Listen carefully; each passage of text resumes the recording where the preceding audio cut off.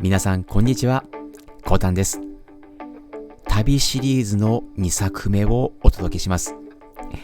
またまた地元滋賀県大津市になりますけれども、石山寺に紅葉狩りに行ってきました。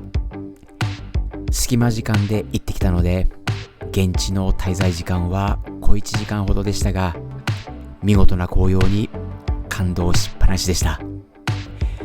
今回の動画は早送りなしでお届けしたいと思います。ぜひ最後までご覧ください。それでは行ってみましょう。